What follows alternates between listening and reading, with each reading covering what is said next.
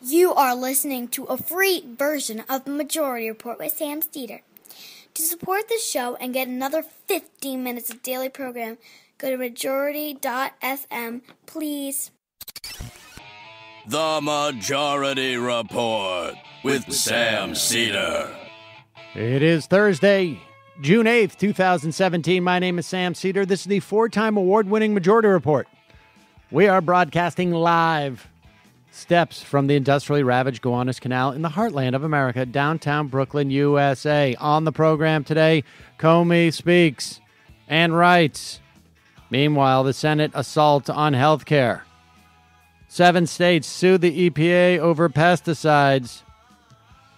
And again, we'll talk about how beautiful that wall is going to be. But let's go right to the when I left, we did not have an investigation Comey hearings. President Trump. Where we have that's a question that'll Senator Tom Cotton I think. Questioning Comey. Just to let you know what we're going to do, we're going to listen to the rest of this testimony. It'll probably end in the next half hour, and then we're going to pick up on what was said earlier and the written testimony, and we'll talk about health care. So here is Tom Cotton and Senator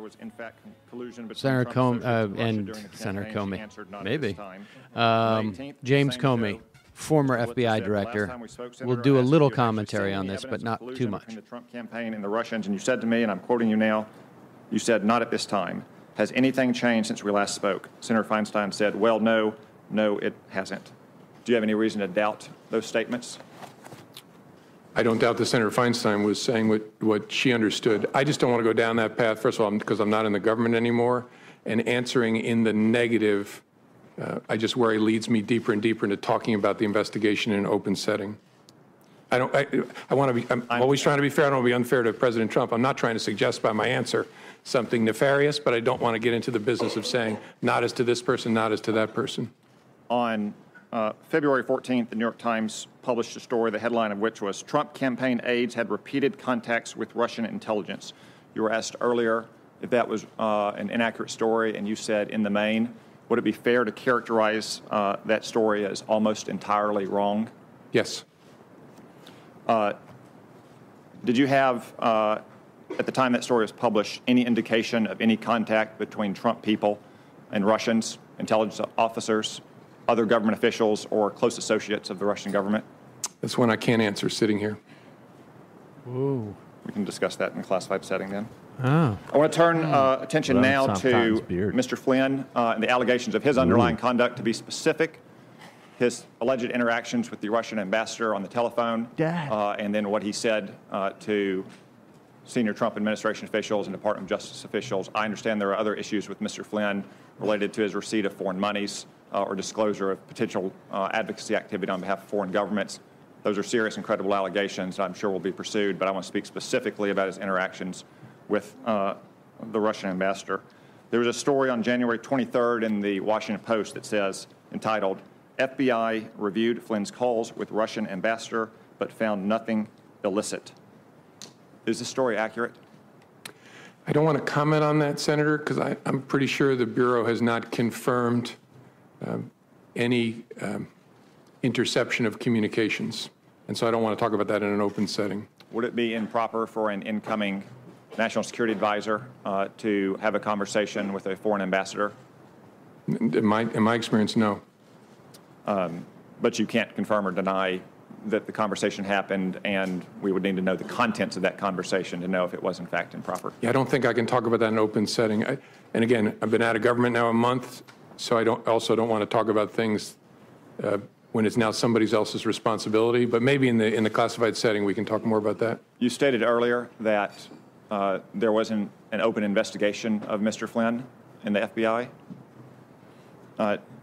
Did you or any FBI agent ever sense that Mr. Flynn attempted to deceive you or made false statements to an FBI agent? I don't want to go too far. That was the subject of the criminal inquiry. Did you ever come close to closing the investigation on Mr. Flynn? I don't think I can talk about that in an open setting either. We can discuss these more in the closed setting then. Mr. Comey, in 2004, you were a part of a well-publicized event about an intelligence program that had been recertified several times, and you were acting Attorney General when Attorney General John Ashcroft was incapacitated due to illness. There was a dramatic showdown at the hospital here. The next day, you said that you wrote a letter of resignation and signed it before you went to meet with President Bush to explain why you refused to certify it. Is that accurate? Yes, I think so. At any time in the 3.5 months you were the FBI director during the Trump administration, did you ever write and sign a letter of recommendation and leave it on your desk? Letter of resignation? No, sir. Letter of resignation? No, sir. So despite all of the things that you've testified to here today, you didn't feel this rose to the level of an honest but serious difference of legal opinion between accomplished and skilled lawyers in that 2004 episode? I wouldn't characterize the circumstances in 2004 that way, but to answer, no, I didn't encounter any circumstance that led me to intend to resign, consider to resign. No, sir. Thank you. Senator Harris. Director Comey, I want to thank you. You are now a private citizen, and you are enduring a Senate Intelligence Committee hearing, and each of us gets 7 minutes instead of 5 as yesterday to ask you questions. So thank you. Now, for wanting I'm between to speak opportunities truth. now, so. Well, you are. I'm sure you'll have future opportunities. You know, you and I are both former prosecutors. I'm not going to require you to answer. I just want to make a statement that in my experience of prosecuting cases, when a robber held a gun to somebody's head and said, "I hope you will give me your wallet," the word hope was not the most operative word at that moment. But you don't have to respond to that point. I have a series of questions to ask you, and they're going to start with, are you aware of any meetings between the Trump administration officials and Russian officials during the campaign that have not been acknowledged by those officials in the White House? That's not even if I remember clearly, that's not a question I can answer in an open setting. Are you aware of any efforts by Trump campaign officials or associates of the campaign to hide their communications with Russian officials through encrypted communications or other means? I have to give you the same answer, Senator. Sure. In the course of the FBI's investigation, did you ever come across anything that suggested that communications records, documents, or other evidence had been destroyed? I think I got to give you the same answer because it would touch on investigative matters. And are you aware of any efforts or potential efforts to conceal communications between campaign officials and Russian officials? I think I have to give you the same answer, Senator. Thank you. As a former Attorney General, I have a series of questions about your connection with the Attorney General during the course of your tenure as director. What is your understanding of the parameters of General Sessions' recusal from the Russia investigation? I think it's described in a written release or statement from DOJ, which I don't remember sitting here, but the gist was he would be recused from all matters relating to Russia and the campaign or activities of Russia and the 2016 election, I think, something like that. So is your knowledge of the extent of his recusal based on the public statements he's made? Correct. Okay. So was there any kind of memorandum issued from the Attorney General or the Department of Justice to the FBI outlining the parameters of his recusal? Not that I'm aware of. And do you know if he reviewed any FBI or DOJ documents pertaining to the investigation before he was recused? I don't know. And after he was recused? I'm assuming it's the same answer. Same answer. And aside from any notice or memorandum that was not sent or was, what mechanism or processes were in place to ensure that the Attorney General would not have any connection with the investigation, to your knowledge?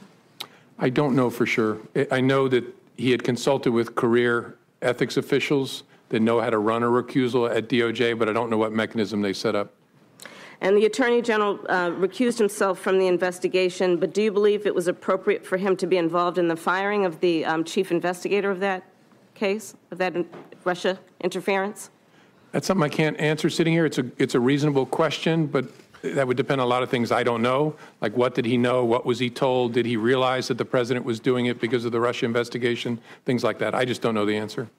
You've mentioned in your written testimony in here that the president essentially asked you for a loyalty pledge. Are you aware of him making the same request of any other members of the cabinet? I am not.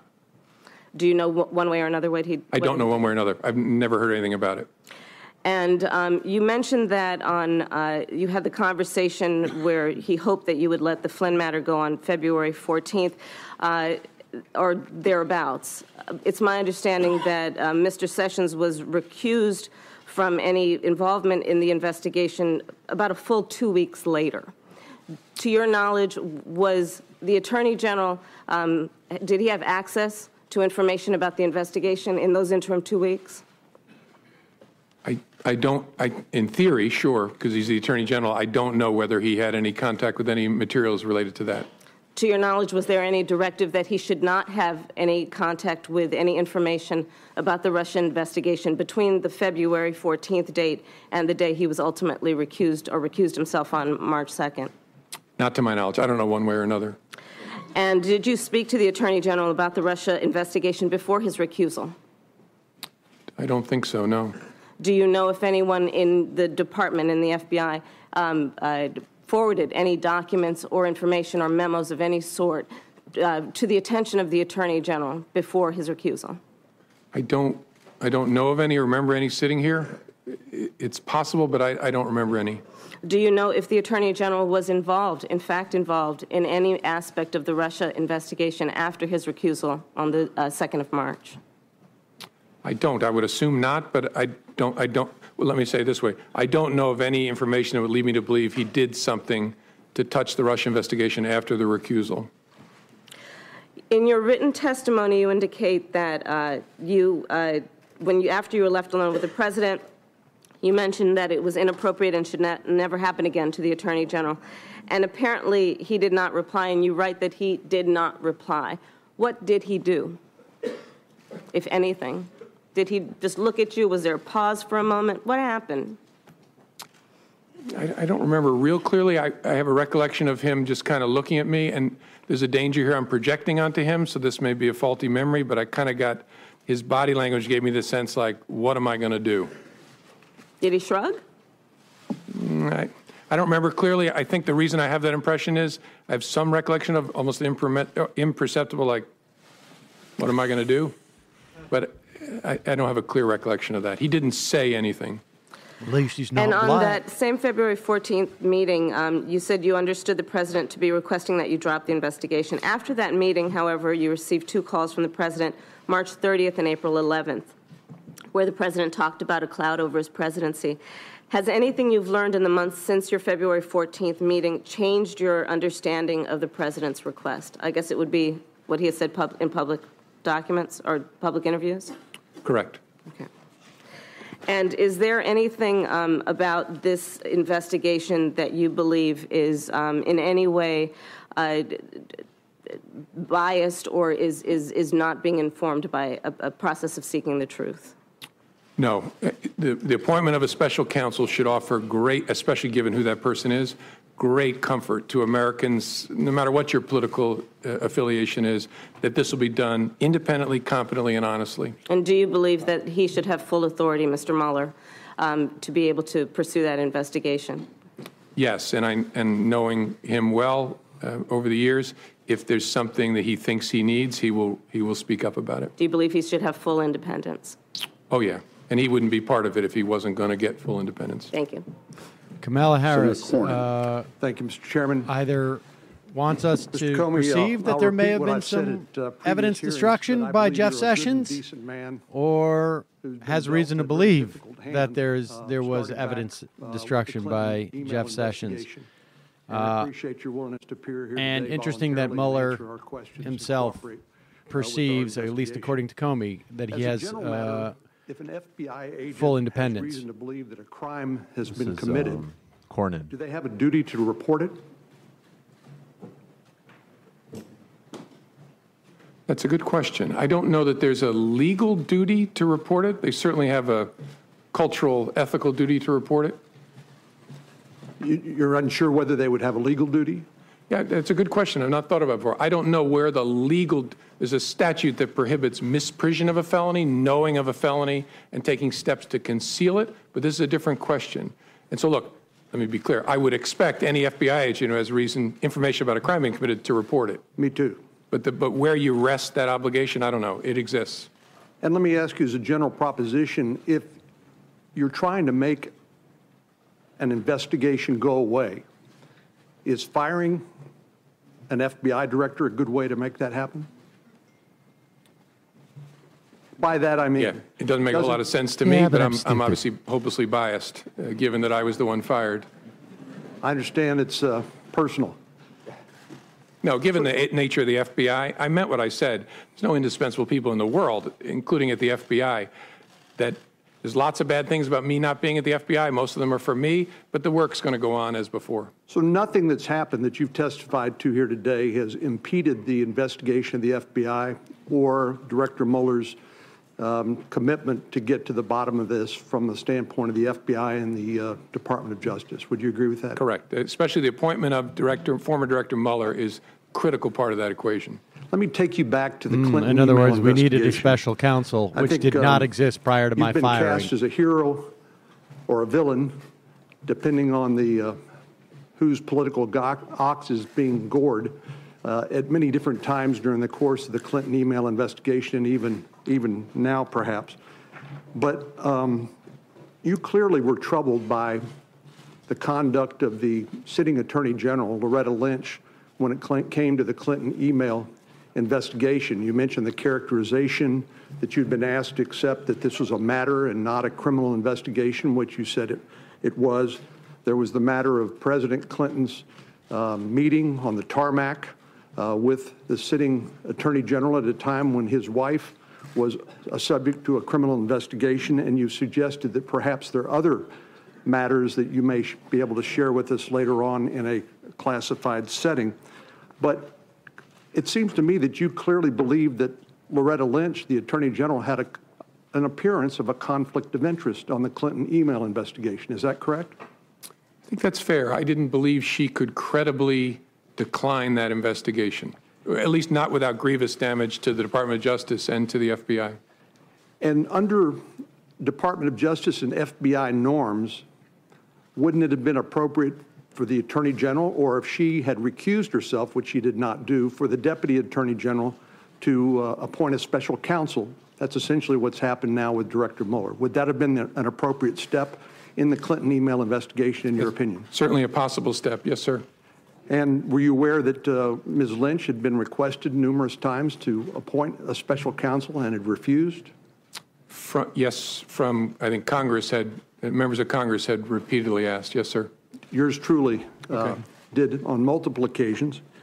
And that heightened your concerns about the appearance of a conflict of interest with the Department of Justice, which caused you to make what you have described as an incredibly painful decision to basically take the matter up yourself, and led to that July press conference. Yes, sir. After the former President Clinton, met on the plane with the Attorney General, I considered whether I should call for the appointment of a special counsel, and I decided that that would be an unfair thing to do because I knew there was no case there. We had investigated it very, very thoroughly. I know this is a subject of passionate disagreement, but I knew there was no case there, and calling for the appointment of a special counsel would be brutally unfair because it would send the message, aha, there's something here. That was my judgment. Again, lots of people have different views of it, but that's how I thought about it. Well, if a special counsel had been appointed, they could have made that determination that there was nothing there and declined to pursue it, right? Sure, but it would have been many months later or a year later. Oh. Let me just you just ruined my entire line of questioning. Given the experience of the Clinton email investigation and what happened there, do you think it's unreasonable Hillary's for a bitch? Am I right? anyone, any president? I'm winging it who has here been because assured I on multiple totally got occasions that he's not the sidetracked by subject your of shutting down an my line of FBI questioning. investigation. Do you think it's unreasonable for them to want the FBI director to publicly announce that so that this cloud over his administration would be removed? I think that's a reasonable point of view. The concern would be obviously, because if that boomerang comes back, it's going to be a very big deal because there will be a duty to correct. Well, we saw that in the Clinton email investigation, of course. Yes, I recall that. Yeah, I know you do. Am I right? That's right. My So wife's a killer. let me ask you finally in the minute that we have left, there was this conversation back and forth about loyalty, and I think we all appreciate the fact that an FBI director is a unique public official in the sense that he's a political appointee in one sense, but he has a duty of independence to pursue the law pursuant to the constitutional laws of the United States. And so when the president asked you about loyalty, you got in this back and forth about, well, I'll pledge you my honesty. And then it looks like, from what I've read, you agreed upon honest loyalty or something like that. Is that the characterization? Yes. Thank you very much. Thank you, sir. Rest my case, you big, tall, gawky son of a bitch. Honest loyalty. I think there have been enough press said. reports that the president, in addition to asking you Jack to Reed drop from the Rhode Flynn Island. investigation, has asked other senior intelligence officials to take steps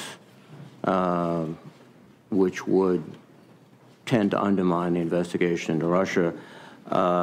There's been reports that he's asked DNI Coates and Admiral Rogers to make public statements exonerating him or taking the pressure off him, and also reports about Admiral Rogers and Director Pompeo to intervene and reach out to the FBI and ask them. Are you aware of any of these, or do you have any information with respect to any of these allegations? I don't. I'm aware of the public reporting, but I had no contact, no conversation with any of those leaders about that subject. Thank you. You have testified that you interpret the discussion with the president about Flynn as a direction to stop the investigation. Is that correct? Yes. You've testified that the president asked you to lift the cloud by essentially making public statements exonerating him and perhaps others. You refused, correct? I didn't do it. I didn't refuse the president. I told him we would see what we could do, and then the second time he called, I told him in substance, that's something your lawyer will have to take up with the Justice Department. And part of the underlying logic was that, we've discussed many times throughout this morning, is the duty to correct. That is one of a theoretical issue, but also a very practical issue. Was there your feeling that the direction of the investigation could, in fact, include the president?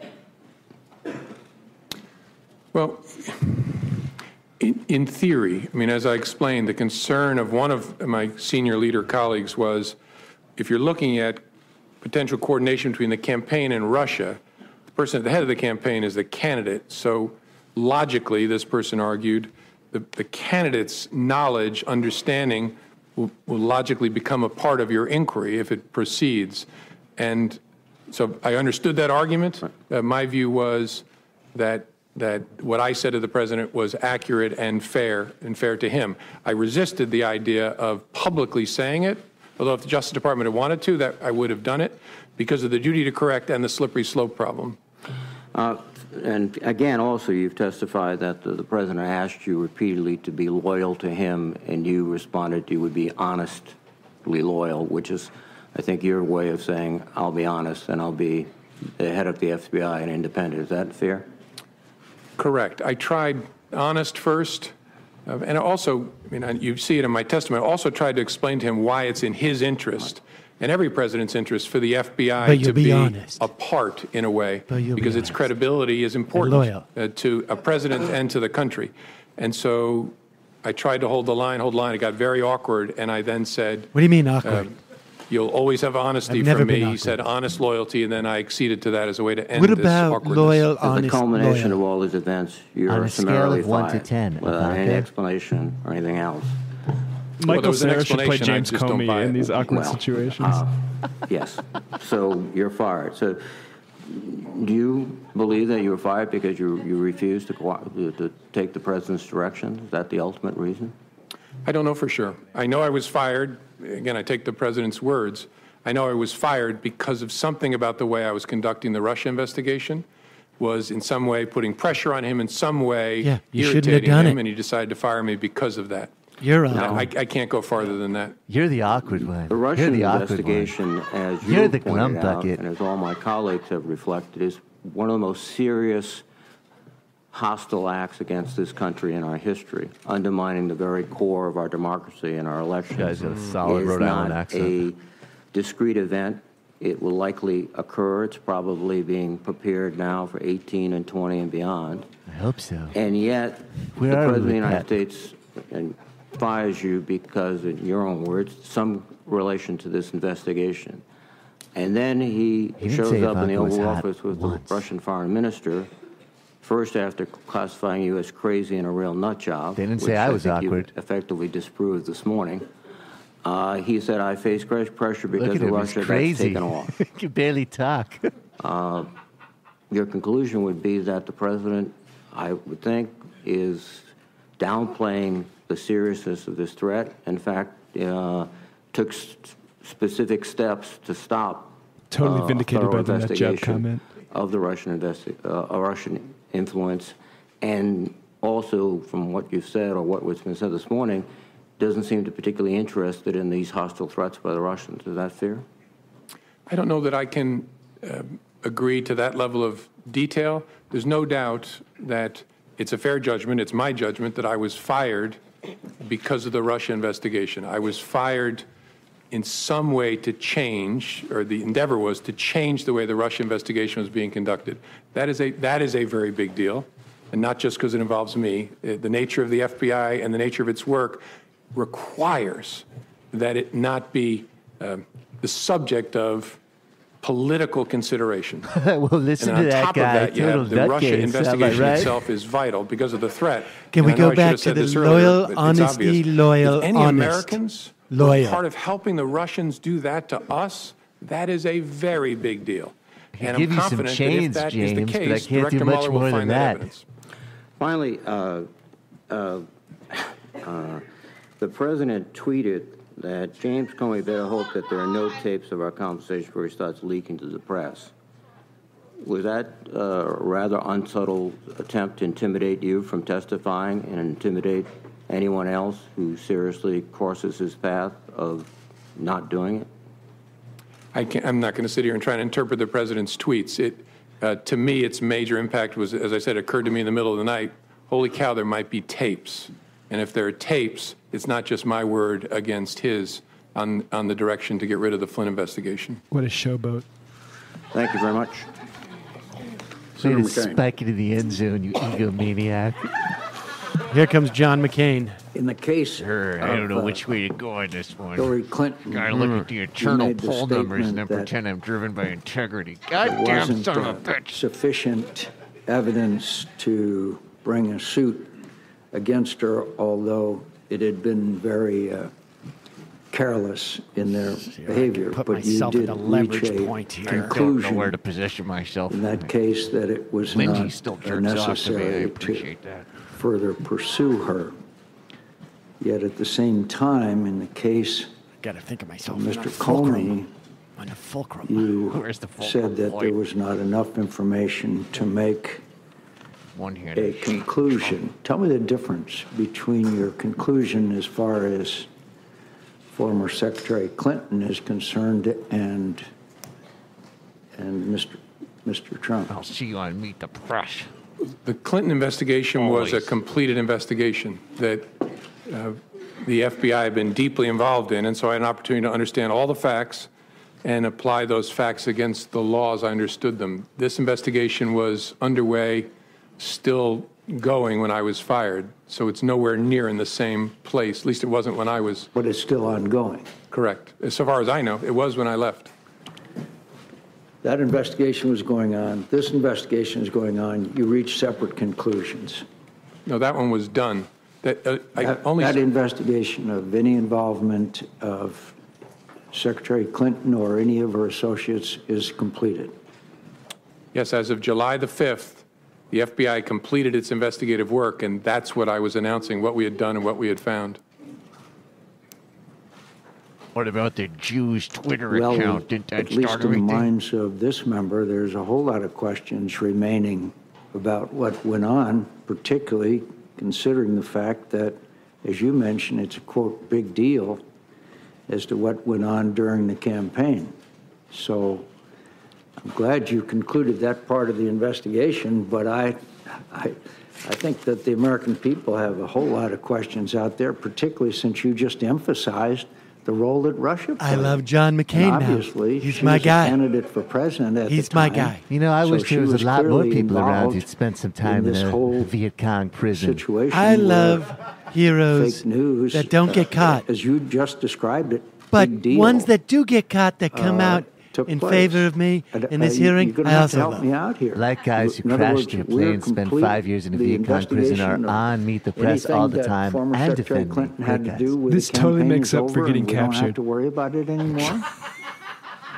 With respect to Secretary, I'm a little confused, Senator. With respect to Secretary Clinton, Yeah. we investigated criminal investigation in connection with her use of a personal email server. I understand. And that's the investigation I announced the conclusion But of on what July about the 5th. fact that I So, appointed but at Sarah the same Palin time, as you the made the vice announcement there presidential would be no nominee? charges What about all brought the against, liberal morons then who used to Secretary well, Clinton, he's someone who for values any country, even if activities you disagree with him. involved in the Russia involvement in our engagement in our election. I don't quite understand how you could be done with that, but not done with the whole investigation of their attempt to affect the outcome of our election. No, I'm sorry. We're not, at least when I left, when I was fired on May the 9th, there was still an open, active investigation to understand the Russian efforts and whether any Americans work with them. But you reached the conclusion that there was no reason to bring charges against Secretary Clinton. So you reached a conclusion. What? In the case of Mr. Comey, the President Comey, No, sir. excuse me, in the case of President Trump, you have an ongoing investigation. I'm wondering if So you got John one McCain is candidate having a breakdown. Who you're I done need with, some and another goddamn candidate that you have a long way I don't know to what go. the fuck Is is that correct? going on. I just know I don't know hate how far the everyone, and I FBI don't know has where to go, position but yes, myself. that Can the we just Clinton bomb email Syria investigation or was something? completed, the investigation of Russia's efforts in connection with the election, and whether there was any coordination, and if so, with whom, You just between Russia made and the it- campaign, you just was made it- ongoing when I left. You just made it clear in what you said. This is a, quote, big deal, unquote. I think it's hard to reconcile. In one case, you reach a complete conclusion, and the other side, you have How not. is it possible that And you have separate investigations in fact, and one is different from the other? How it doesn't There's make a any lot kind more of there, sense. as we know, as you called it. At first, the, I quote, didn't big think deal. being cucked She's by one of the Donald Trump would be candidates. fun, but in I've her learned to case, you enjoy say it. there will Just be like no that little charges. Cuban guy In over the there, case too. Of President Trump, the investigation continues. What has been brought out in this hearing is more and more emphasis on the Russian engagement and involvement in this campaign. How serious do you think this was? Very serious, but I want to say something, be clear. We have not announced, and there was no predication to announce, an investigation of whether the Russians may have coordinated with Secretary Clinton's campaign.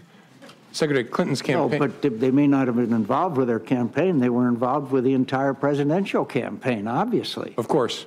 Yes, sir. And that is an investigation that began last summer, and so far as I'm aware, continues. So both President Trump and former candidate Clinton are both involved in the investigation, yet one of them, you said there's going to be no charges, and the other one, the investigation continues. Well, I think there's a double standard there, to tell you the truth. Then when the president said to you, you talked about the April 11th phone call. Double And you standard. said, quote, because I've been very loyal Is to it- you, very No one loyal. knows How what he's talking inappropriate about. You would had for me that to say thing, that though. watching this is like when Did that Dick Clark arouse your came back curiosity to as that what, New quote, Year's that Eve thing thing after was? his stroke? Yes.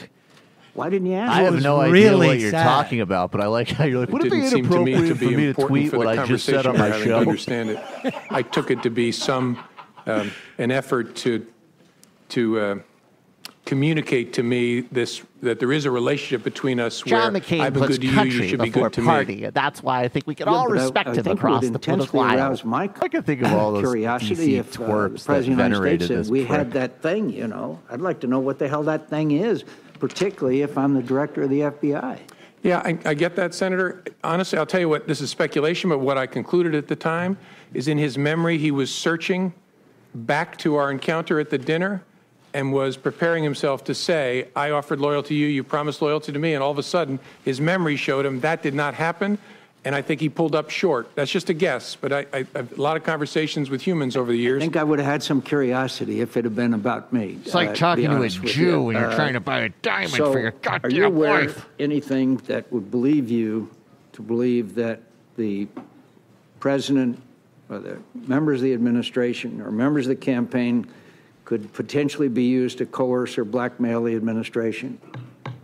That's a subject for investigations, not something I can comment on sitting here.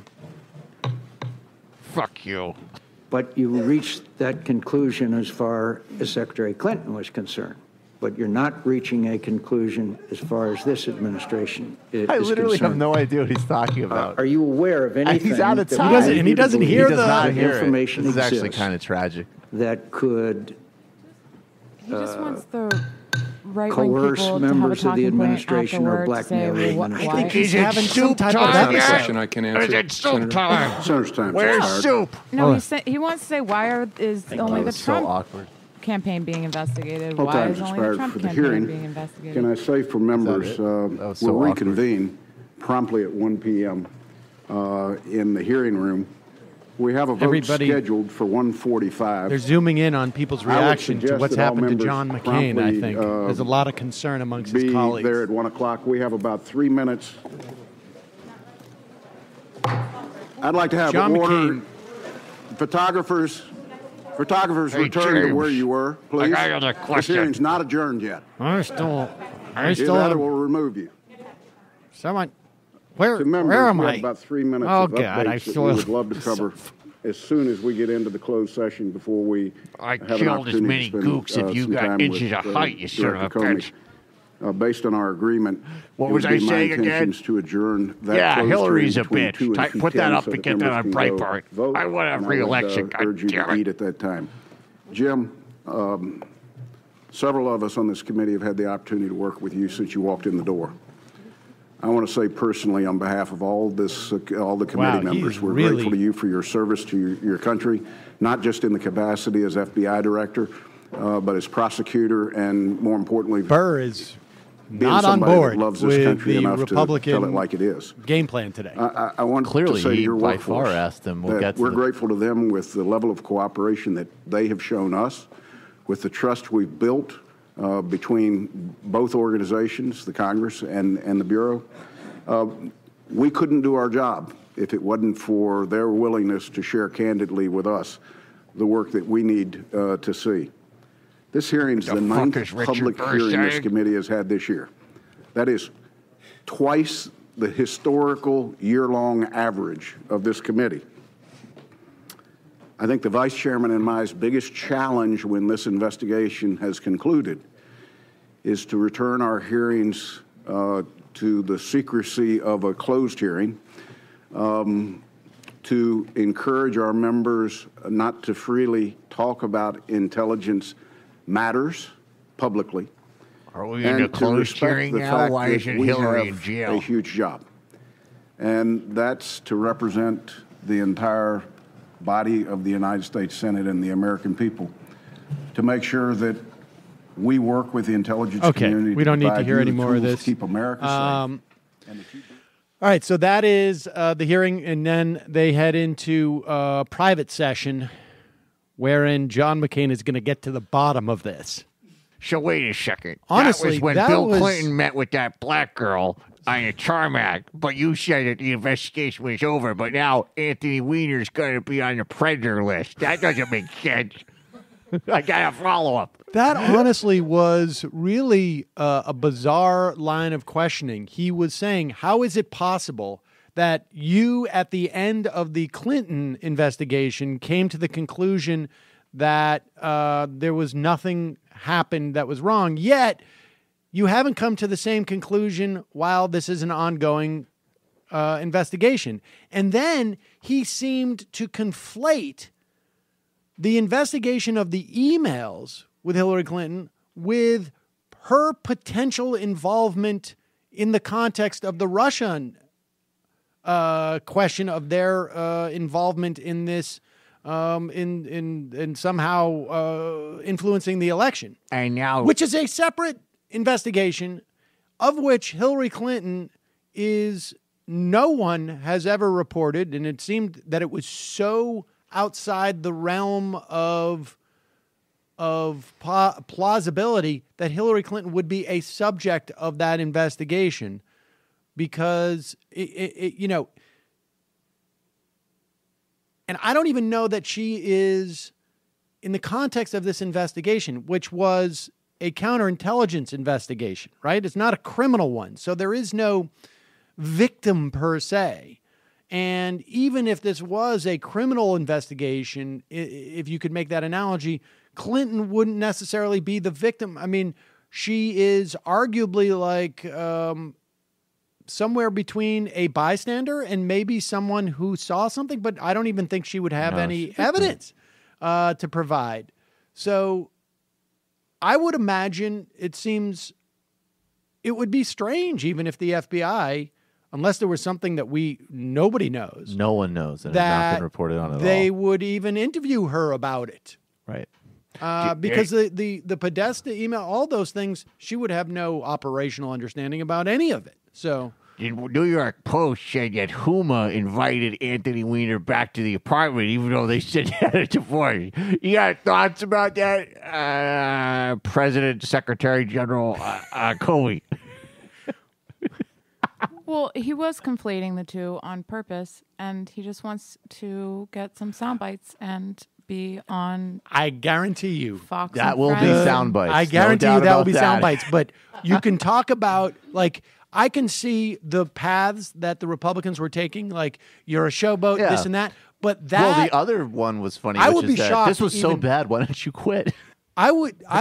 Yes, I mean that one actually makes more sense. Yeah. But I would be surprised if they even play that on Fox with John McCain. They'll play it on the Daily It was Show. such a convoluted, hot mess. Well, yeah, because the argument is a convoluted hot Well, mess. that's my point. I mean, he was obviously all of the Republicans, as far as I can tell, short of Burr, and I think even Collins to a certain extent, were trying to push this narrative of either Comey admits that Trump was not being investigated, but remember, that was limited to a counterintelligence investigation as opposed to a criminal investigation. In fact, the criminal came up, I think, only once or twice during the hearing, and Comey would not address that directly. But Sam. But every other Republican, short of Burr, frankly, who I thought was... I think Burr asked not helpful questions from a Trump perspective at all in the opening. We're not on the train. So what we're going to do is we're going to go over the hearing, and then I also... we're going to go late today. We may not have even a... we'll probably do a freebie Thursday. Although that seems... No, we won't. We haven't done a freebie for a while. I mean, all right. Well, Friday, tomorrow, we're going to be tight then. Very tight. Well, all right, whatever. The whole Russia meme look, has been this is a special... Oh, you know what? The problem is I didn't do this. There you go. Now, because it's a special report, we can do a freebie Thursday. But this is when Burr asked about, is there any doubt that Russia... Okay. So we're going to start, and we're going to go in order. If you watch the hearings, hopefully maybe our commentary will be of some value to. And if you didn't, it will. And I will. I do want to get to the what's going on in terms of Obamacare, because it is moving through the Senate, and or the repeal and replace, and it's going to be a disaster. And we're going to have to sort of re-engage with that.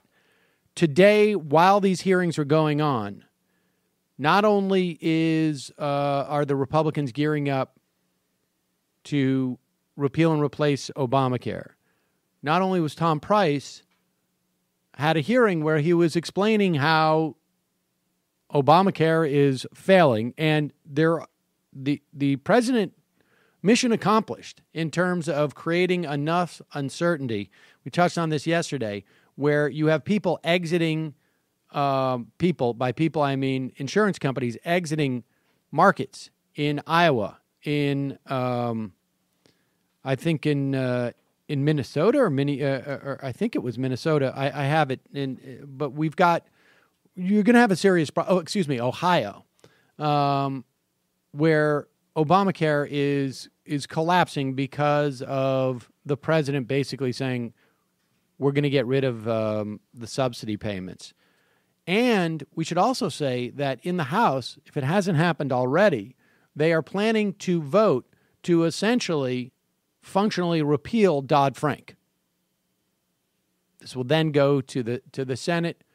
So this is important stuff that's going on.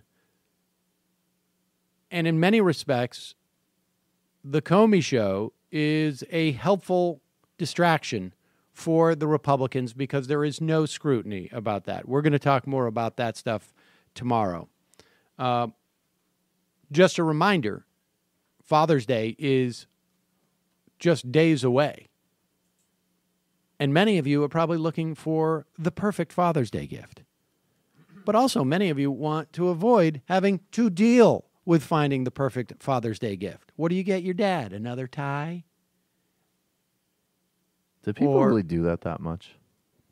I don't know. I've gotten a couple of ties, to be honest with you. I guess that makes sense. You know what I would like? What? Barbecue. Have my friends over. That's a good, but that I have heard that, and that's every father that I have heard a barbecue or what you're about to roll into has made them happy. You need to have something to cook at the barbecue. Exactly. And for me, I'm so old now and so rarely wear ties that all I want is a reason to have people over to come visit. Have my kids come back and visit me. Well, they're 11 and 4, so they never go away. But let me tell you about Omaha Steaks and how for only $49.99 you can get my limited time Father's Day package. When you go to omahasteaks.com, enter my code REPORT in the search bar. So it's like a special thing you got to do. When you get there, you go into the search bar, you hit REPORT, and you get 80% off. What do you get? 2 filet mignon, 2 top sirloins, 4 chicken fried steaks. Oh my gosh, I don't know why that's hitting me today, but that seems, every day I read this list, because we've done this ad a couple of times, there's another thing that sticks out at me. They're all delicious. 4 boneless pork chops, 4 burgers, 4 jumbo franks, a 12-ounce package of all beef meatballs, 1 pound of fries, 4 caramel apple tartlets. 1 Omaha Steak seasoning packet, plus get 4 additional burgers free. All this for less than $50. I've told you why they do this, right? Because they know when you try this once, you're going to go back to them. I love you, Dad. If you're looking for a convenient and quick Father's Day gift, go to omahasteaks.com, enter my code REPORT in the search bar, add the family gift pack to your cart, get 80% savings. Grab your dad and fire up the grill. All right, let's get into this. Here is Burr. Starting off, he's the committee chairperson of the Intelligence Committee. There was a lot of kerfuffle that Comey was going to the Intelligence Committee as opposed to judiciary. But I think this is because Comey feels more comfortable talking about the counter-espionage part of this investigation than the criminal investigation. And these guys are more read in. I also think he probably has more faith in Burr, particularly after this hearing. Here is Burr asking Comey about any doubt in terms of the Russian interference. Do you have any doubt that Russia attempted to interfere in the 2016 elections? None. Do you have any doubt that the Russian government was behind the intrusions in the DNC and the DCCC systems and the subsequent leaks of that information? No, no doubt. Do you have any doubt that the Russian government was behind the cyber intrusion into state voter files? No. Do you have any doubt that officials of the Russian government were fully aware of these activities? No doubt. Are you confident that no votes cast in the 2016 presidential election were altered? I'm confident. By the time when I left as director, I'd seen no indication of that whatsoever. Director Comey, did the president at any time ask you to stop the FBI investigation into Russian involvement in the 2016 U.S. elections? Not to my understanding, no. Did any individual working for this administration, including the Justice Department, ask you to stop the Russian investigation? No. Okay, so there's a couple of things here. One, he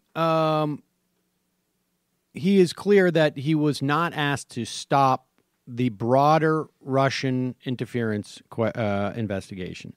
Later in the testimony, he'll talk about it. He specifically thought that the president had asked him to stop the Flynn testimony.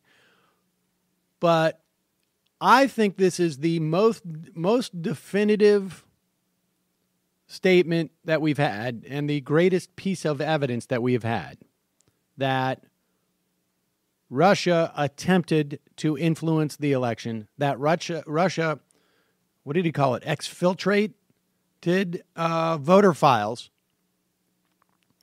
He seems to think that it didn't necessarily have any impact on the election, which I think goes a long way to saying, like, this is not why Hillary Clinton lost, although, he's no expert, but, you take it, this is his perception, at least in terms of the votes themselves. But to believe that the whole Russia attempted to do this, and different people can have different opinions as to whether or not this is, as earth-shattering as it's made out to be. Personally, I don't find it that earth-shattering. We engage in this type of counter,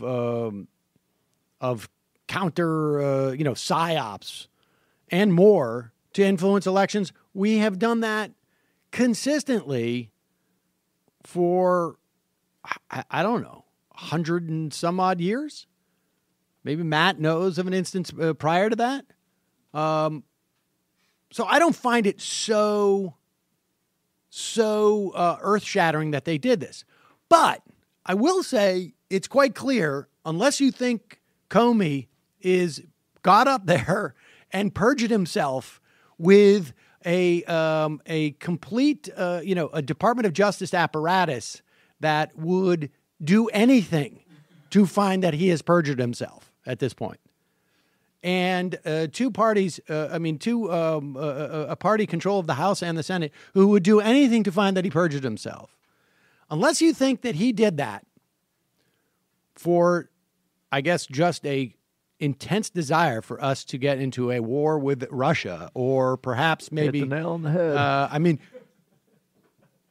It's time to sort of accept the premise that Russia did this. You can then say, look, it's not that big of a deal, or it's not why she lost, or whatever.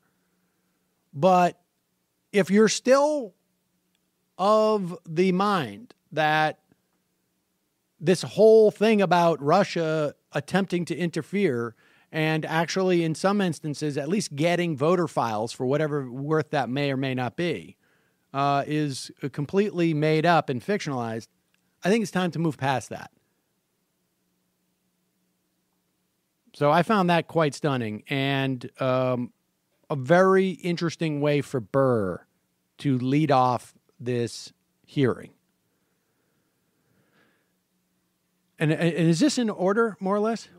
Okay. Here is Comey, and I want to go through his written testimony. We should also say, and I neglect to say this up front, maybe I'll go back and forth on this. Comey, and a lot of people were anticipating that he would get in and read his statement up front, which was an interesting decision not to do this. On one hand, if there was video of him reading this statement, it would have been rather powerful because there are some fairly powerful moments in this statement. On the other hand, he may have wanted to make sure that there was enough time in this hearing for him to be sufficiently questioned on the premises that he was setting up here. I don't think there was a huge amount in the hearing that came out, but there was some stuff, and we're going to get to it, particularly involving Jeff Sessions,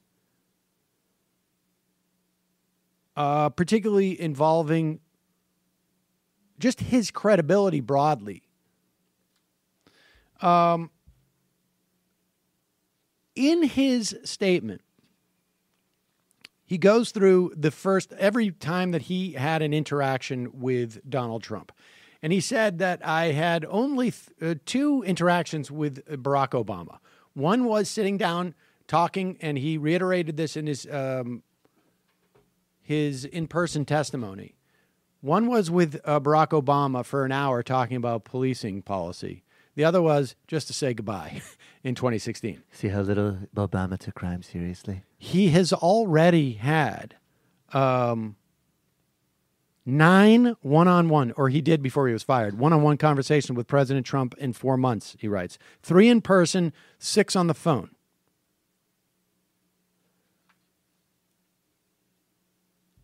Initially, for his first January 6th briefing, this is now the president-elect, they went in and wanted to let him know about this dossier and about, as a person caught up in this investigation, he was not the subject of it, but he, from a counterintelligence perspective, had to inform President-elect Trump that, look, there is stuff out there that may or may not be true that the Russians may want to use against you. He writes, we also agreed, this is him talking to the Director of National Intelligence, that I would do it alone to minimize potential embarrassment to the president-elect, because, this is the P tape he's talking about. And I was concerned that the briefing might create a situation where a new president came into office uncertain about whether the FBI was conducting counterintelligence investigation of his personal conduct. Do we have audio of when he brings up that LBJ Hoover situation? We don't. Okay, so in the hearing, he backed this up by saying that he didn't want it to be a J. Edgar Hoover situation, and Matt has informed us that, go Matt. Hoover implied that LBJ was taping Nixon's campaign plane, and and Hoover knew that meant that Nixon would think that Hoover knew about Nixon's plan or scuttling of the Vietnam peace talks. And so that's why Nixon kept Hoover on, is because he thought Hoover knew about that stuff, but Hoover was actually blackmailing him. Yeah. Now, was LBJ before or after Lincoln? It has since come out, obviously, that Nixon did send Kissinger, and they did scuttle these peace talks, causing the deaths of thousands of U.S. servicemen and hundreds of thousands of Vietnamese and Cambodians as well. Nevertheless, obviously, Donald Trump has no awareness of that one way or another, but this was what was on Comey's mind. We did not have, and he assured President-elect Trump that we were not investigating him personally. Or I said, I should be prepared to assure President-elect Trump, this is as he's planning to go in there, that we're not investigating him personally, which was true. We did not have an open counterintelligence case on him. And he clearly in his testimony wanted to make that specific. We did not have an open counterintelligence case on him. It is conceivable, and it does not seem to have been addressed in any way that we know at this point, whether or not there's a criminal investigation involving him. He goes on, after his first conversation with President-elect, to get into the car, into an FBI vehicle, and type up his meeting with Trump on a laptop outside the Trump Tower the moment I walked out of the meeting. He gave 3 reasons as to why he did this. 1, because he was meeting with the president alone, or president-elect alone, which was an odd situation. 2, the context of this conversation. Unlike meeting with President Obama about police policy, it had nothing to do with Obama. So he didn't feel like he needed this type of record on it. In fact, is this where he says it? Okay, and 3, here he is explaining why he went right into an FBI vehicle to type it up on a laptop after he met with President-elect Trump. What was it about that meeting that led you to determine that you needed to start putting down a written record? A combination of things. I think the circumstances, the subject matter, and the person I was interacting with. Circumstances first, I was alone with the President of the United States, or the President-elect, soon to be President. The subject matter, I was talking about matters that touch on the FBI's core responsibility and that relate to the President-elect personally. And then the nature of the person. I was honestly concerned that he might lie about the nature of our meeting, and so I thought it really important to document. That combination of things I'd never experienced before, but it led me to believe I got to write it down, and I got to write it down in a very detailed way. Now, Warner who asked this question, Senator Mark Warner from Virginia, I think was so thrown off that when he reiterated what Comey just told him, said, you thought he would not be truthful. He used some other euphemism for lie when Comey clearly said, I was afraid he was going to lie about it. And I mean, it's unclear whether or not he had planned to type that up before he went in, or he just got into the car and said, give me a laptop.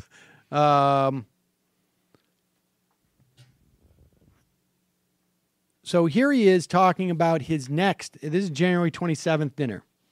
And in his written testimony, he talks about the president said, I need loyalty. I expect loyalty.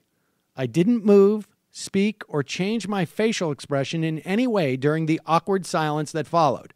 We simply looked at each other in silence. The conversation then moved on, but he returned to the subject near the end of our dinner. I mean, just imagine how awkward it was. I mean, and so he says at the end of the dinner, I need loyalty. I replied, this is Comey, you will always get honesty from me. He paused and then said, that's what I want. Honest loyalty. I paused and then said, you will get that from me. During the dinner, the president returned to the salacious material I had briefed him on January 6th. This is the P tape, folks. As he had done previously, he expressed his disgust for the allegations and strongly denied them. I won the electoral vote, and I did not have anybody pee on me. He said he was considering ordering me to investigate the alleged incident to prove it didn't happen. I replied that he should give that careful thought because it might create a narrative that we were investigating him personally, which we weren't, and because it was very difficult to prove a negative. He said he would think about it and asked me to think about it. Do we have audio to support? This is, and then here is Comey being asked about those salacious details in the Steele dossier. This is the dossier prepared by the former MI6 agent. Here is Burr asking Comey on this, and here is Comey's response. At the time of your departure from the FBI, was the FBI able to confirm any criminal allegations contained in the Steele document? Mr. Chairman, I don't think that's a question I can answer in an open setting because it goes into the details of the investigation. Wow. In other words, I can't say no. Can't say fake news. Or in other words, yeah, so what? The guy likes to get peed on. At least he's making America great again. Well, and the pussies, and the homos, and everyone But here's else. the point. He's not talking about the salacious details. He's talking about criminal activity in the Steele dossier, which may not necessarily have anything to do with Trump himself, may have to do with the other people mentioned who were involved in things like money laundering and whatnot. So we don't know. Then Comey, in his written testimony.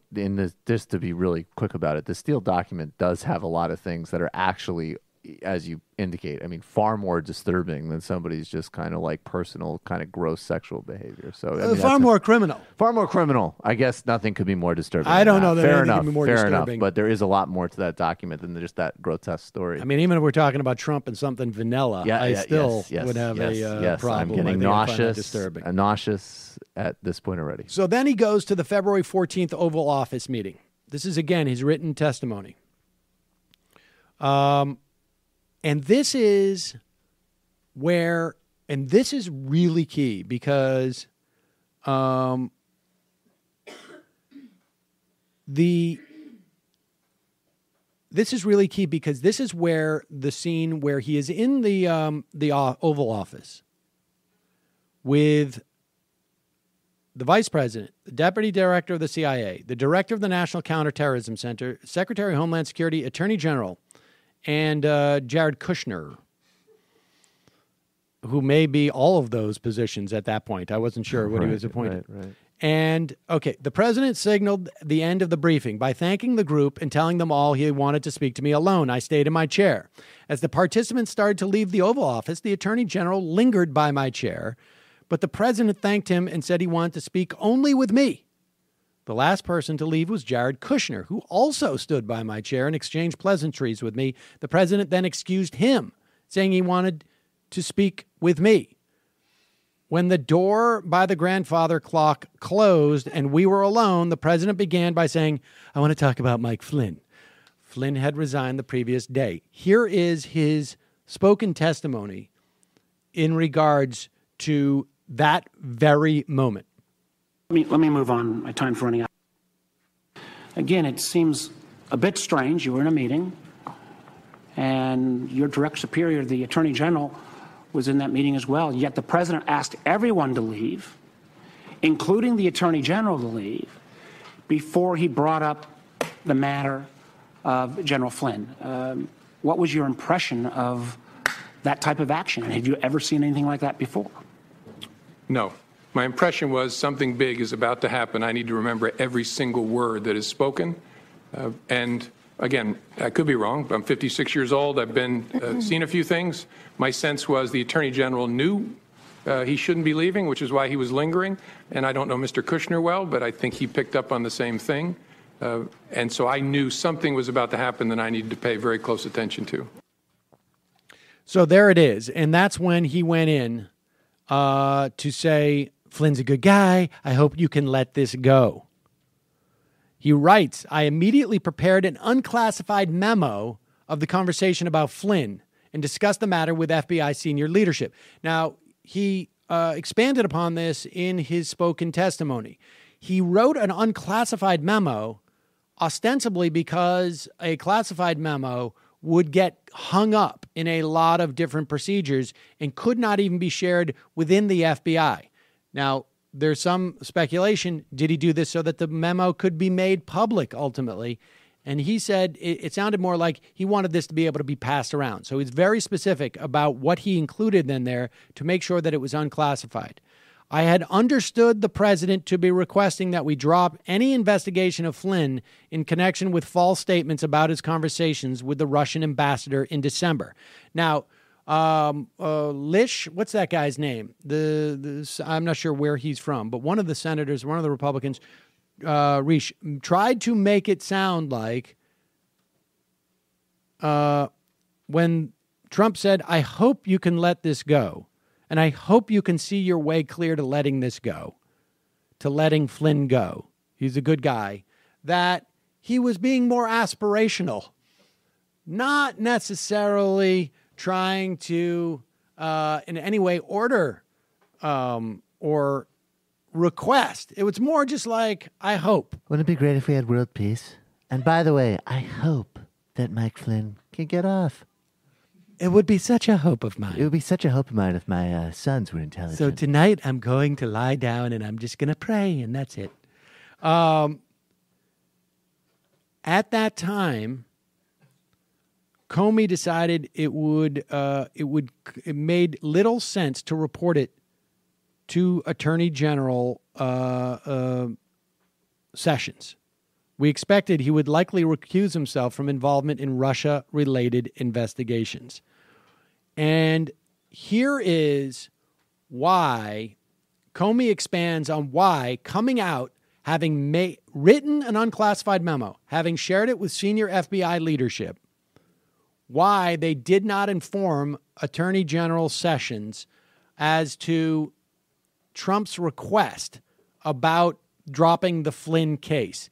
And this is really crucial because I think this revelation about Sessions and perhaps Kamala Harris's questioning, although seemingly going nowhere, may reveal something that this intelligence committee knows about Sessions. Let me turn to the Attorney General.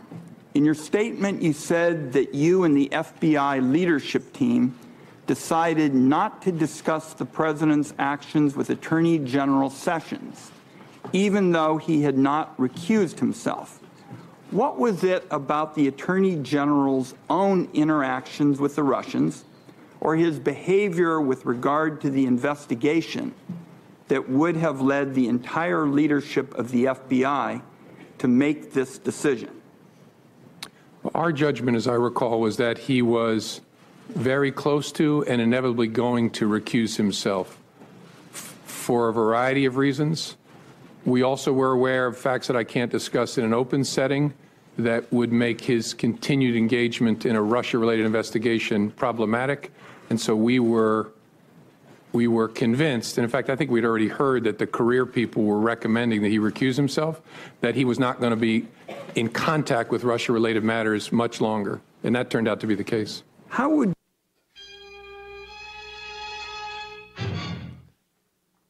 Now, understand,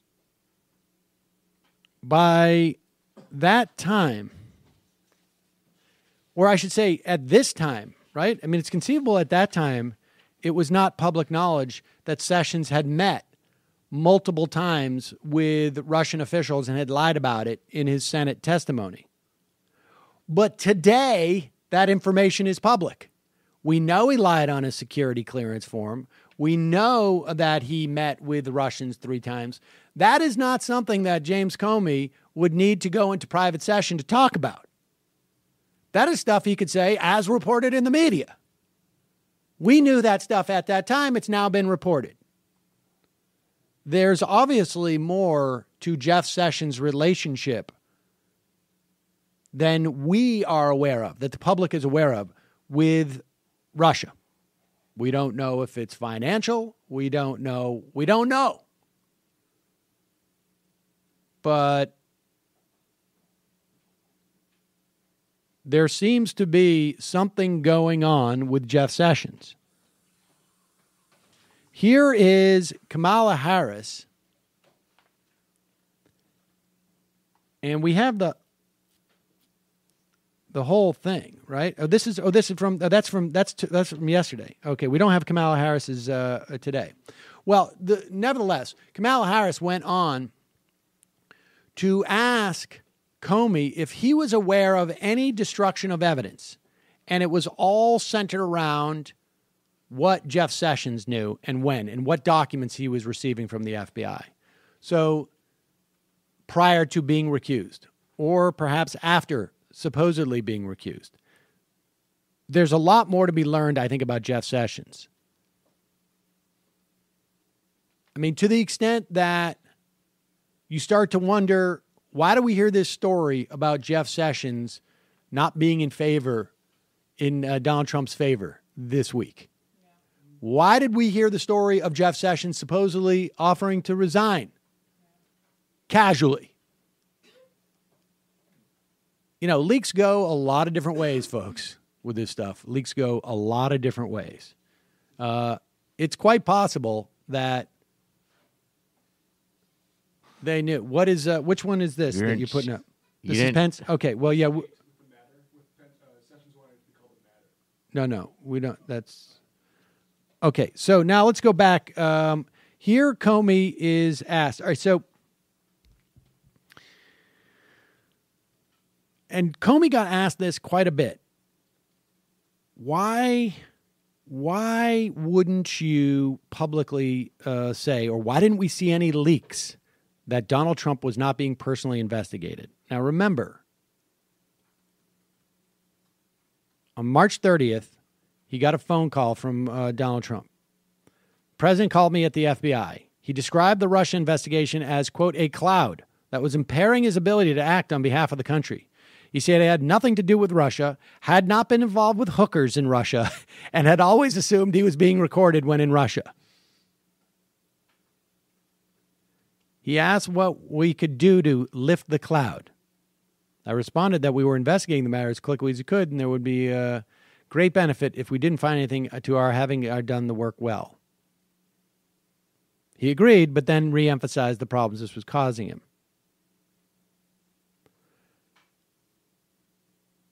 This is why James Comey did not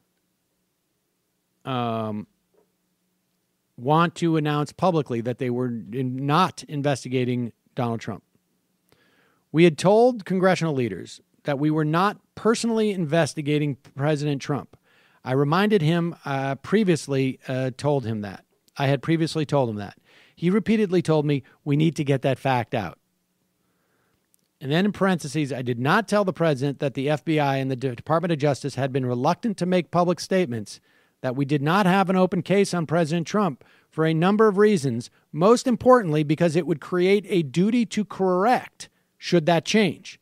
In other words, they had enough reason to believe that they could be investigating him in the near future. And if they publicly announced that they were not investigating him, it would obligate them to report that they were investigating him if that happened. And Comey did not want to do that.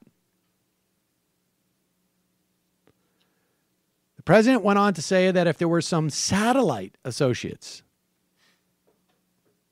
of his who did something wrong, it would be good to find that out. You could tell how used he is to discarding people in his organization. He's like, look, is there anybody around here that's relatively unimportant that I could betray? Would that expedite this process?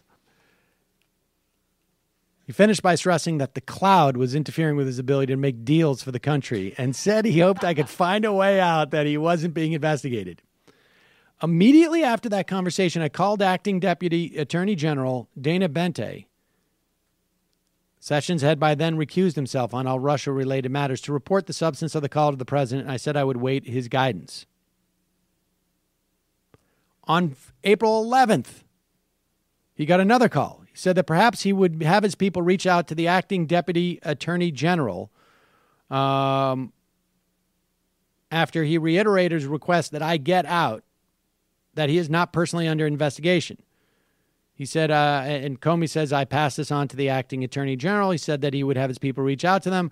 I said that was the way his request should be handled. I said the White House counsel should contact the leadership of the DOJ to make the request, which was the traditional channel. He said he would do that and added, because I have been very loyal to you. Very loyal. You catching a theme here, James? Well, wait a second. Here's the weirdest part. I've been very loyal to you. Very loyal. We had that thing, you know. This is a quote. I did not reply or ask him what he meant by that thing. Now, look. Who knows what thing he thinks he had with James Comey? We shared a moment. I mean, maybe it's it was undeniable. that time I kissed you in the Oval Office when you were hiding in the curtains, and I kissed you. Or maybe we had that thing. Where have you heard that before? Now, James, I want you to prick your finger. What is... Draw a little blood. What is another way of saying we had that thing? That thing... Thing of we ours. have. Thing of I'm ours. going to Google that. Let's see. We had that thing. What thing? That thing. Our thing. Let's see. Our thing. You're now officially a member of the Trump organization. Our thing. We do a lot of things. PP tapes, fake universities. But through it all, we're loyal to... I'm just Googling around. What got that thing? That thing we practice of ours. Honest. Our thing. Our thing in Italian is Cosa Nostra. My dad said that the WAPs were useless half-blacks, but I disagreed. I thought the organization was very impressive. Apparently, our thing. That's what they would say. We have our thing. Now, James, we're going to burn a picture of the Virgin Mary, and we're going to prick our blood together, and it's going to be a sign of your undying, honest Loyalty to the organization. Honest loyalty. Loyal honesty. Now, in the first week, James, you might ask, what's this envelope of cash that Mr. Trump's handing me? That's your cut from the Cancer Kids kit.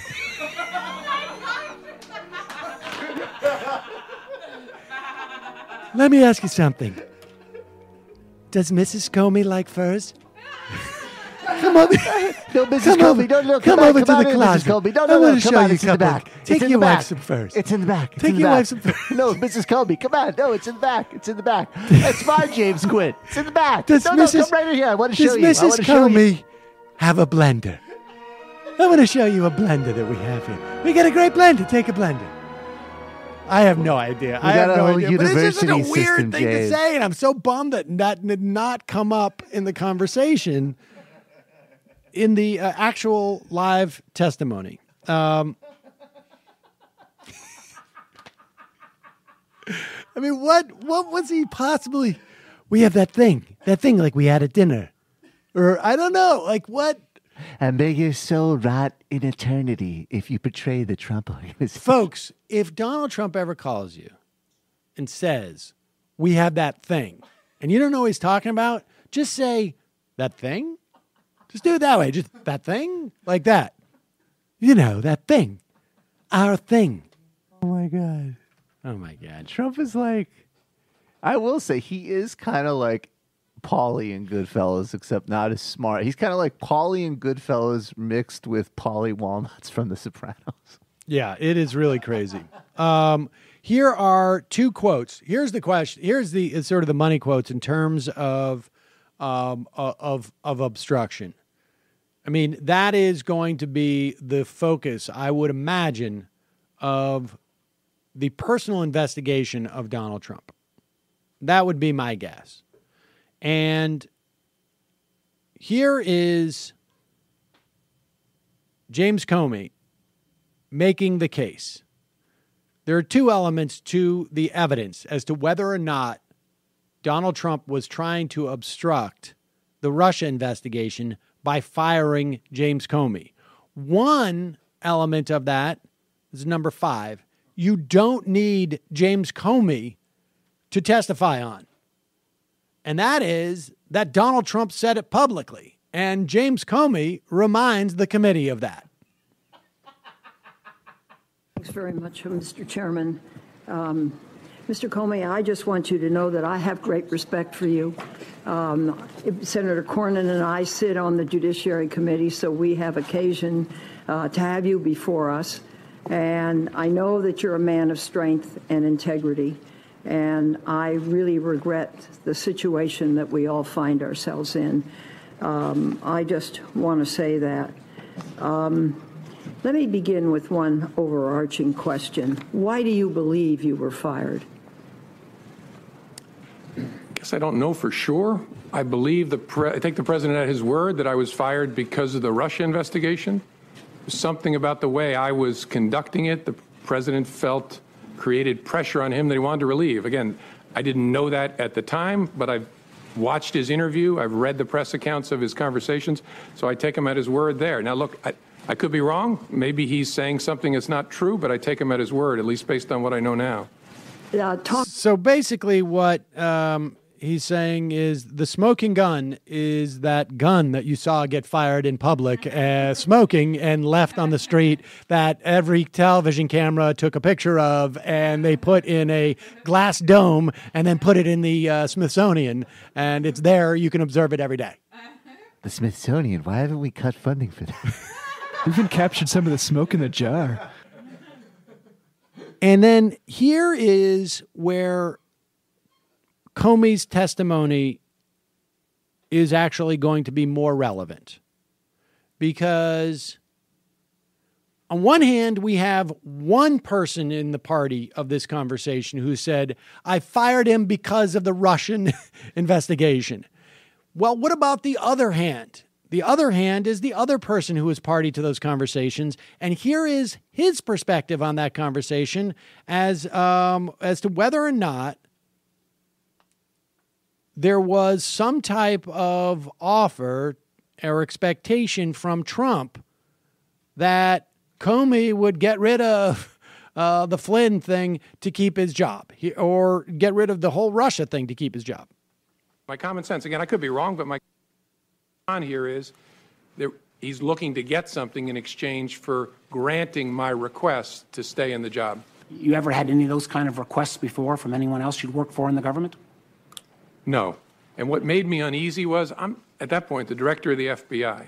The reason that Congress created a 10-year term is so that the director is not feeling as if they're serving with political loyalty owed to any particular person. So there you have it. That is the other half of that two-person conversation, the state of mind that he was in. And so there seems to be, and maybe there's more evidence that there was obstruction in some fashion. But there's certainly a prima facie case. Now, remember, Paul Ryan said he wasn't worried about any of this. During the hearings, he said he didn't have time to watch them. Paul Ryan there is not going to be any impeachment.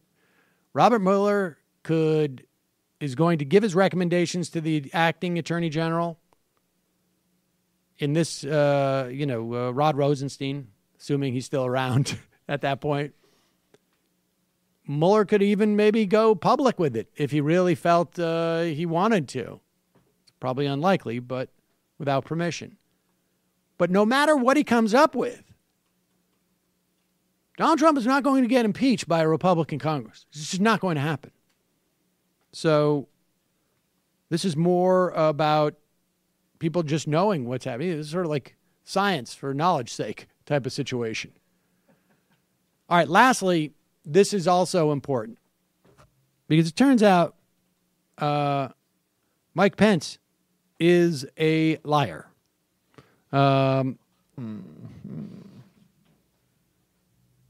Here was Mike Pence, who heard about the fact that Flynn was lying to him a couple of weeks before Flynn was fired. Here is Wyden asking Comey about this. Vice President Pence was the head of the transition. To your knowledge, was he aware of the concerns about Michael Flynn prior to or during General Flynn's tenure as National Security Advisor?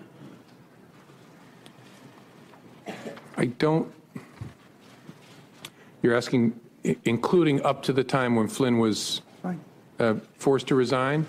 My understanding is that he was, and I'm trying to remember where I get that understanding from. I think from Acting Attorney General Yates. All right, so he knew a couple of weeks before he was fired. So, and that was quite early on. Not necessarily during the transition at that point. We haven't established that quite yet. All right, so that is... All right, so that's that's all we got on the hearings. And then this goes into private session. But this is not, this is James Comey.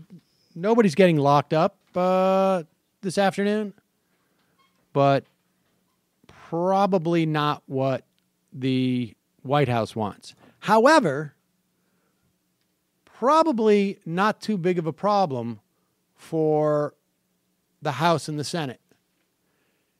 Like I said, in the House today, they were voting to overturn Dodd-Frank. In the Senate, there's a couple of things going on that you should know about. The Senate's going to pass a bill. There's just no all this stuff about they can't pass it. They're going to pass a bill. It may be one that supposedly alienates a couple of conservatives in the Senate. Maybe, but they can afford to lose two. They are meeting daily. This is according to the New York Times. They're meeting daily they're coalescing around a proposal that would provide money for cost-sharing reduction. So in other words, they're going to pay the subsidies. So insurance companies receive under the Affordable Care Act so they can reduce deductibles and other out-of-pockets for low-income consumers. This affects 7 million people. There's still question as to whether or not they will cut Medicaid. And here's the important part, because, look, all this bill has to do is pass the Senate, and then they go and they go into committee, they go into conference, and they hammer it out. Whatever the Senate passes, it's going to get a little bit more harsh. It's going to go a little further towards the House bill. But there's every reason to believe that when they are looking at this type of tax cut, that they're going to go back to these two chambers, and the leaders are going to say, this is the best tax cut we're going to get. We cannot do anything else that is on the Republican agenda, that is the longstanding Republican agenda, without passing this repeal and replace. We can't get tax reform down the road. We'll screw up our budgeting. Everything is contingent upon this passing. And if we don't do this, we're not going to do anything. And you're going to have to go back to your constituents in 2018 and say, we did nothing. We did absolutely nothing. We got rid of bank regulations. That's it. And they're going to pass it. And they're going to have you believe that they're going to maintain. This is the way it's going to go, I think. Remember, there's, three aspects of this. It's the Patient Protection and Affordable Care Act. There's the patient protections. There's the private exchanges. And then there's the expanded Medicaid. The expanded Medicaid is going to get blasted. The exchanges are going to exist in some form or another. They're going to come in the form of, instead of getting subsidies through an exchange, you're going to go on to the individual market, and you're going to get some form of subsidy, but it's going to be less. So your insurance is going to be more expensive if you're in the private, the individual market. But what makes this worse than the status quo prior to the passage of Obamacare is going to be the impact it has on employer-based health insurance.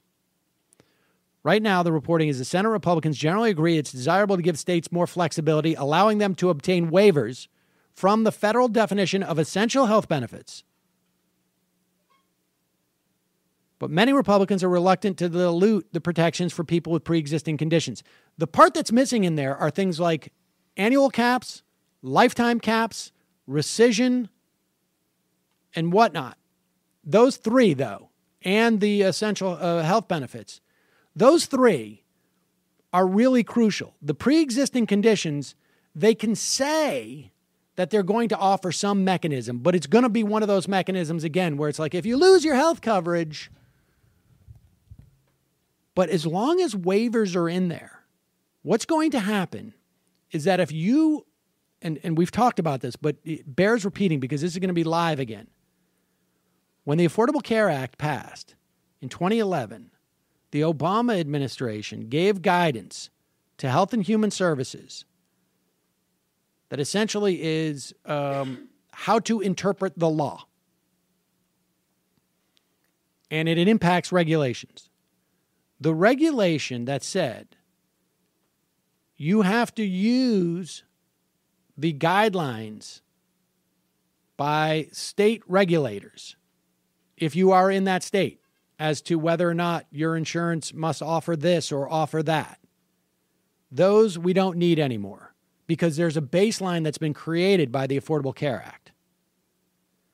So if you're an employer in New York, if you want, you can take the regulations from Alabama, and it's not going to make that much of a difference. There may be some subtle differences that may save you money or may be more effective for the type of people that you're insuring in your employees, but it's not going to make a material difference because we have such a strong now baseline where you have to offer essential benefits. You can't have lifetime caps. You can't have annual caps. You can't have rescission. You can't deny pre-existing conditions. All that is now nationalized. So any deviance, any differences between the states are irrelevant largely. That guidance remains in effect. And if you have a waiver in Alabama, and I say Alabama because it's a Republican-controlled state, and you're an employer in New York, and you can get a waiver to go by Alabama's standards, there may be even an argument that you have a fiduciary responsibility to your company to get the cheapest health insurance. Because it's going to be cheaper because it's going to be crap insurance. And when you do that in New York State, your competitor is also going to do it. So the whole premise of like, well, we offer a better benefits package, that's going to be, even if that exists, even if there's differentials, it's going to be, there's going to be a race to the bottom. And instead of impacting 7 million people in the private insurance individual market, and instead of impacting the other 9 or so that are getting through expanded Medicaid, then you start to impact 20, 30, 40, 70 million people. But by then, by the time people realize that, maybe the Senate agrees, in conference they basically come out, well, no, this is going to go in effect until 2020. We'll keep the subsidies in until 2020, and then we'll get the tax reform, we'll get this scored. This week, you should know that there is still a debate about it, but supposedly the parliamentarian in the Senate has ruled that the House bill complies with the Byrd rule and can be voted upon as a reconciliation bill. In other words, 51 votes. It gets a little bit intricate. The Democrats still holding out a little bit of hope that there is that the parliamentarian hasn't ruled fully on it. But Republicans are quite sure at this point that it's going to. So that's where we're at. And if any of this stuff I've just spoken about gets more than 3 minutes of coverage until the day they pass this thing, I'd be shocked. Really important that you make sure your neighbors know about this and that you keep the pressure on. Whether you're doing that through going up to town halls, there's not holding many of those, or whether you're calling your senators or whatnot. Really, really important. All right. Should we take a break and then go into... let's take a break. Just take a break. We'll take a break, go into the fun half. So it's not a full freebie, but it was an extended version. In the fun half, we'll just take some phone calls and... Situation sad. Talk about... Yeah. I ran into Dave Derby last night. Right, yeah. Who is the who composed and sings Pilot Light, which is at the end of the the member show. And just coincidentally, he didn't know I was there at he was playing a music show. He'd invited me. He didn't know I had he played that song. He'd just come across it again. Folks, did you mosh to that song? Oh, totally. Oh, totally. Come on, let's rage. Everybody. Hello, Pilot Light. Come on. Do they still do that? Is there still mosh pits? Yeah.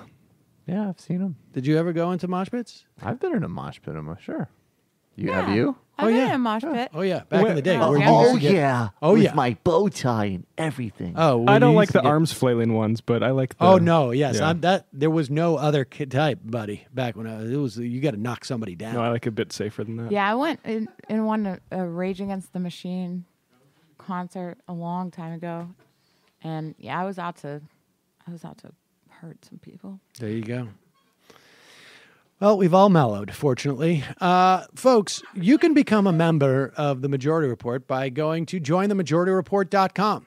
It is your support that keeps this show alive. We really need having a bit of a rash, I think, of people having some financial difficulties. So if you have the opportunity to and the means to support the program, please do. You go to jointhemajorityreport.com, become a member, and then you are supporting the program. And as a way of saying thank you, we give you extra material. And I also want to say we're working it out today, but members, I believe, within the next couple of days are going to get an email from us. Keep an eye open for it. Don't email us. We'll email you with a link, a private link on a special service to watch the 16-minute, I think it's fair to call it a tour de force, the behind-the-scenes video of the live Majority Report show. There are cameos from some of your favorite IMers and callers, even some who weren't at the show. I'm not going to give it away, but some who weren't even at the show. You get to see all of us in our glory. What else? Janine, Matt Taibbi. What gift did I give Matt Taibbi behind the scenes? Some vodka. Oh, spoiler alert. Jesus. Will you cut that out of the... God, Matt. Really? I wouldn't say that I'm in my Jesus. glory. No. Well, you're in your glory. I'm in my glory. I'm in my glory? That's Yeah, my I mean, glory? Look, we all have our glories. That's not my glory. Well... I'm running around. Members will decide. Don't... Spoiler alert. What is with you guys today? It's not much of a spoiler alert. A little bit. So just another bonus we give you as a member. Also, justcoffee.coop, fair trade coffee, tea, or chocolate. Use the coupon code majority, get 10% off. Don't forget majorityreportkickback.com. Check it out if you use Amazon or Jet. You can use our link there. Quick break, fun half, 646-257-3920. We'll be right back after this.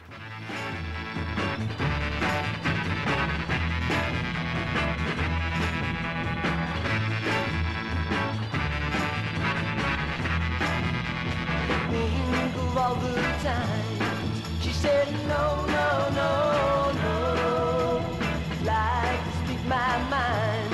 She said no, no, no, no, and I know her time's not free. She didn't waste none on me. Situation sad. She said no, no, no, no, things are looking bad. She said no, no, no, no, and if it was up to me, I'd tell her a thing or three.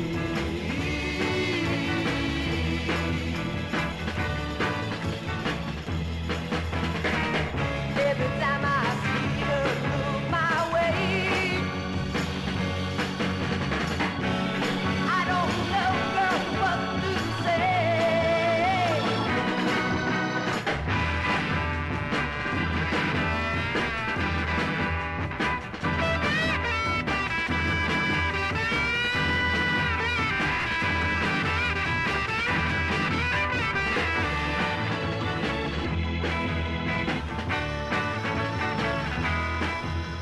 Situation sad.